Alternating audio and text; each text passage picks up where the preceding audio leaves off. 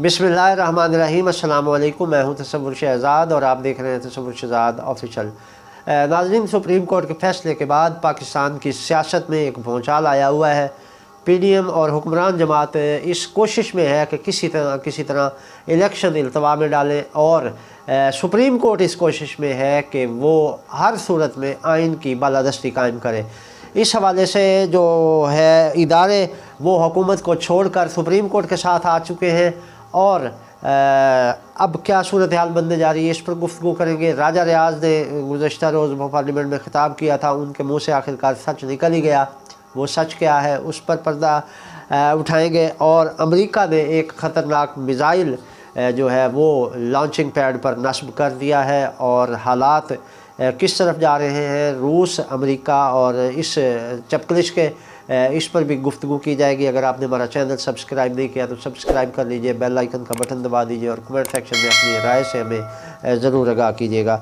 सबसे पहले आते हैं कि अदालती फ़ैसले के बाद सियासत किस डगर पर जा रही है। तो इस हवाले से आज भी शहबाज शरीफ साहब ने मुख्तलिफ़ मुलाकातें की हैं, मुख्तलिफ़ इजलास हुए हैं और उस हवाले से काफ़ी गौर व खोज किया गया है। मुख्तलिफ़ कानूनी माहिरीन से भी मुशावरत की गई है और इस हवाले से मुसलसल शहबाज शरीफ साहब इस कोशिश में हैं। उन्हें ये नज़र आ रहा है कि पंजाब उनके हाथ से निकल जाएगा, जबकि उधर इलेक्शन कमिश्नर ने अदालत को ये यकीन दहानी करवा दी है कि वो आइन की बालादस्ती को मुकद्दम समझते हैं। और इसके अलावा नाज़रीन, अदलिया के फ़ैसले के बाद चीफ़ जस्टिस ने एक जज की ड्यूटी भी लगा दी है जो इस पूरे प्रोसेस को मॉनिटर करेगा और इंतखाबात के हवाले से तमाम इदारों को ऑन बोर्ड लेगा और ये इंतखाबात यकीनी बनाएगा। तो इस हवाले से ये ड्यूटी लगने के बाद अब ये आसार नुमायाँ हो गए हैं कि इलेक्शन होंगे, क्योंकि chief justice of supreme court जो हैं वो इस मौक़िफ़ पे डटे हुए हैं। इसके बरक्स आज पार्लियामेंट में एक करारदाद पास हुई है और उस करारदाद में ये फैसला मुतालबा किया गया है कि 3 रुकनी बेंच का जो फ़ैसला है वो हमें तस्लीम नहीं है, बल्कि इसके लिए फुल बेंच तश्कील दिया जाए और उसके बाद फ़ैसला किया जाए कि इंतखाबात करवाने हैं या नहीं करवाने। तो ये एक हुकूमत ऐसे हवा में हाथ पाँव मार रही है, हुकूमत को ये पता ही नहीं है कि वो कौन गलती पे गलती किए जा रही है। अब ये देखें कि पार्लियामेंट से करारदाद का पास होना एक इदारे के साथ तसादम की तरफ जाने की एक कोशिश है। अब पार्लियामेंट को अदलिया के साथ दस्तों गिरबां करने की कोशिश की जा रही है। अब जब अदलिया ये फ़ैसला दे चुकी है, एक बेंच ये फ़ैसला दे चुका है, तो उसका तरीक़ेकार उसकी अपील होती है उसी अदालत में। आप इंट्रा कोर्ट अपील कर सकते हैं, लेकिन यहाँ पर पार्लियामेंट में एक करारदाद मंजूर करके तो उसको पार्लियामेंट को अदलिया के सामने खड़ा कर दिया गया। तो ये जो कोशिश है हुकूमत की, इसके बड़े भयानक नतीजे निकलेंगे। इनको इसका अंदाज़ा नहीं है शायद मियां शहबाज शरीफ को, या इन्हें कोई बता नहीं रहा कि आइनी तकाज़े कुछ और होते हैं और सियासी तकाज़े कुछ और होते हैं। मियां शहबाज शरीफ साहब हर मामले को ही नून लीग समझ रहे हैं और वो इस तरह डील कर रहे हैं जैसे वो पंजाब में जब वज़ीर आला थे तो हर मामले में ब्यूरोक्रेसी को उन्होंने आगे लगाया हुआ था।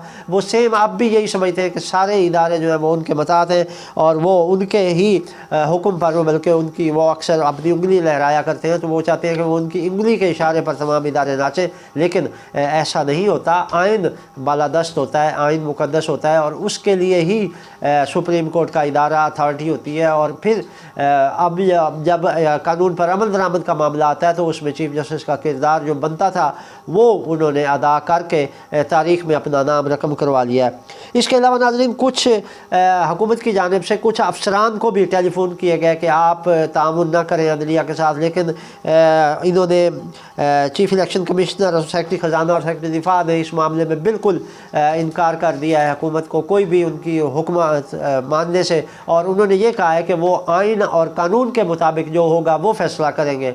और इस हवाले से बाकायदा इन तमाम सेक्रेटरीज़ और अफसरान ने सुप्रीम कोर्ट को बाकायदा यकीन दहानी करवाई है कि उनके लिए मुकद्दम आइन है, कानून है और वो कानून को फॉलो करेंगे। ज़ाहिर है इन अफसरान को भी पता है कि इन्होंने मराहत लेनी होती है, इनकी पेंशन का मामला होता है। अगर ये अदालती हुक्मदुली करते हैं तो नाअहल हो सकते हैं, नौकरी से निकाले जा सकते हैं, तो या ना ये पेंशन के अहल होंगे ना इन्हें ये मराहत मिलेंगी जो अब मिल रही हैं। तो इस हवाले से ब्यूरोक्रेसी जो है वो इस वक्त बिल्कुल गैर जानिबदार हो चुकी है और वो अदालत का हुक्म देख रही है। और ब्यूरोक्रेसी ने हुकूमती जो ओहदेदारान हैं उनसे जब बात हुई उनकी, तो उस हवाले से भी हुकूमती ओहदेदारों को उन्होंने ये कहा कि उनके लिए जो अहम और मुकद्दम है वो कानून मुकद्दम है। तो इस हवाले से आप अगर कानून सुप्रीम कोर्ट के फ़ैसले को तब्दील करवा दें और उसके हवाले से कोई नया रास्ता निकालते हैं तो हम उसको फॉलो करेंगे, लेकिन फ़िल वक्त जो पोजीशन है वो ये है कि सुप्रीम कोर्ट के चीफ जस्टिस ने जो अहकामात दे दिए वही अहम है।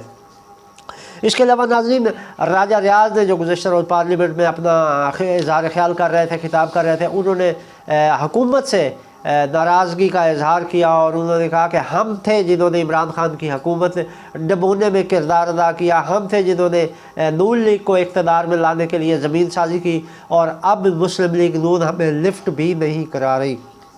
राजा रियाज के इस बयान के बाद ये चीज़ वाज़ेह हो गई है कि यही थे जिन्होंने इमरान खान की कश्ती में सुराख किया और कोशिश की कि ये कश्ती डूब जाए, मगर ये कश्ती तो नहीं डूबी, लेकिन राजा रियाज का मुस्तकबिल डूबता हुआ दिखाई दे रहा है, क्योंकि राजा रियाज के हल्के से कुछ हमारे ज़राए हैं, उन्होंने ये बताया कि लोग इनसे शदीद नफ़रत करते हैं और अब जब इन्होंने इमरान खान को छोड़कर हुक्मरान जमात के साथ इत्तेहाद बनाया और उधर शामिल हो गए, तो उस वक्त के बाद से हल्के के अवाम जो है वो राजा रियाज के शदीद मुखालिफ हुए हैं और राजा रियाज साहब छुप छुपा के अपने हल्के में जाते हैं और छुप छुपा के वापस आते हैं।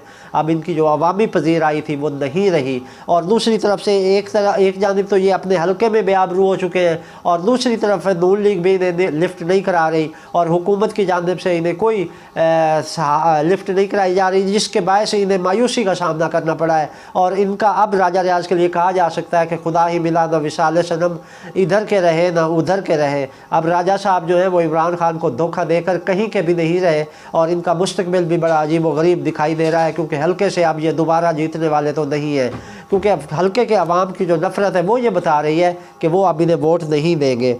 दूसरा नाज़रीन, अक्सर ये हल्कों में ये गुफ्तगू भी हो रही है कि शायद फ़ौज आ जाए और मार्शल लॉ लग जाए पाकिस्तान में, तो ऐसी सूरत हाल दिखाई नहीं दे रही, क्योंकि फ़ौज ने अपने आप को फ़िल वक्त न्यूट्रल रखा हुआ है। कुछ इजलास होते हैं जिसमें मुल्क की सलामती और खारजा पॉलिसी के हवाले से अहम अमूर पर गुफ्तगू होती है, लेकिन उसका मकसद ये नहीं होता कि ये अब सियासत में आएंगे। दोनों जब तरफ़ैन से उनके साथ रब्ता किया गया, सदर ममलिकत आरिफ अलवी ने भी रब्ता किया, शहबाज शरीफ ने भी रब्ता किया, लेकिन आर्मी चीफ़ की जानिब से दोनों रहनुमाओं को साफ जवाब दे दिया गया और इसमें आर्मी चीफ ने कहा कि वो अब सियासी मामलात में मुदाखला नहीं करेंगे, ये सियासतदान अपने मामलात खुद निपटाएं।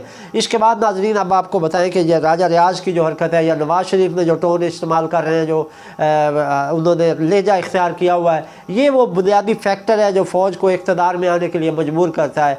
ये सियासतदानों की वो नाअहलियाँ हैं, ये इनका निकम्मापन है कि जिसकी वजह से फ़ौज को मौका मिलता है। अगर सियासतदान अहल हों और अपने आप को हुकूमत के लिए मुनज़्ज़म रखें और मामलात को बेहतर अंदाज में चलाएं तो फ़ौज को आने की ज़रूरत ही पेश ना आए। तो इस हवाले से फ़ौज के आने का जो ख़तरा है वो फ़िलहाल तो दिखाई नहीं दे रहा। फ़ौज ने खुद कह दिया है कि आप अपने मामला सेट करें। दूसरी जानिब नाज़रीन, अवाम में एक बेदारी की लहर पाई जा रही है और अवाम इस फसूदा निज़ाम के ख़ात्मे के लिए फ़ैसला कर चुके हैं। ऐसा लगता है कि बहुत सारे जो पाकिस्तान के अवाम हैं, मेरे अंदाज़े के मुताबिक 70-80% लोग जो हैं वो मुल्क में तब्दीली चाहते हैं और वो तब्दीली इस सूरत में आएगी कि मौजूदा जो हुकूमत है ये और जो पिछले ये बारियाँ लेते रहे, कभी पीपल्स पार्टी इक़्तिदार में होती थी तो कभी नून लीग इक़्तिदार में होती थी, लेकिन इन्होंने अवाम के लिए कुछ नहीं किया। हाँ, इन्होंने कुछ किया है तो अपने बैंक बैलेंस बढ़ाए हैं, मनी लॉन्ड्रिंग की है और अपने लिए ख़जाने में इजाफ़ा किया है, अपने माल मताब में बैंक बैलेंस में इजाफ़ा किया है, लेकिन अवाम की तकदीर वैसी की वैसी है, अवाम को कुछ भी नहीं मिला। तो अब अवाम ये फ़ैसला कर चुके हैं पाकिस्तान में मेरिट की बालादस्ती होगी और कानून की हुक्मरानी होगी और इसके लिए पूरी कौम की नज़रें जो है वो इमरान खान पर लगी हुई है। अब नाज़रीन, कुछ इंटरनेशनल मामलात का तज़किरा हो जाए तो रूस और यूक्रेन की जंग के दरमियान में अमेरिका और रूस के दरमियान भी सूरत हाल काफ़ी कशीदा हो गई है। अब जो है रूस की जानिब से फुल तैयारी कर ली गई है, असलहा उन्होंने अपना सेट कर लिया है, बहुत सारे मिज़ाइल भी अपने उस लॉन्चिंग पैड पे लगा दिए गए हैं। सेम इसी तरह अमेरिका और बरतानिया में भी एमरजेंसी नाफिज की गई है और अमेरिका की जानिब से भी उनका जो एक ख़तरनाक मिज़ाइल है दिया है, ये एक ख़तरनाक मिज़ाइल है अमेरिका के पास जिसका तोड़ किसी के पास नहीं है। ये 13,000 किलोमीटर तक मार कर सकता है और इस पर भी अमेरिका ने टाकी शाकी मार ली है और अब इसको लॉन्चिंग पैड पर लगा दिया है। तो ये जो सूरत हाल इस वक्त बनी हुई है, सेम इधर अमेरिका अमेरिका और बरतानिया फुल तैयारी कर रहे हैं, उधर रूस जो है उसने भी अपनी फुल तैयारी की हुई है इस हवाले से। तो ऐसा लग रहा है कि कोई बड़ा तसादुम होने जा रहा है। अब ये क्या होता है, यूरोप दोबारा कहीं आग की जंग की आग में तो नहीं कूदने जा रहा, क्योंकि जब से ये नेटो की उन्होंने दी है मेंबरशिप दी है, उसके बाद से जो खित्ते में सूरत हाल है यूरोप में बिलखसूस वो काफ़ी जो है वो गड़बड़ हो गई है, और उससे मामला जो है वो सुलझता हुआ दिखाई नहीं दे रहा।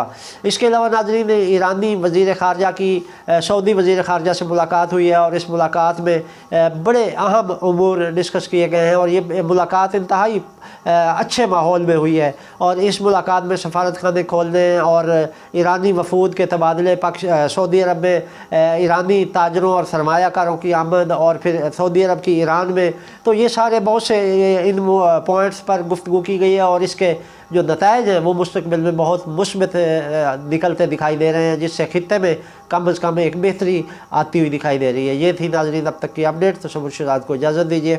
अल्लाह निगहबान।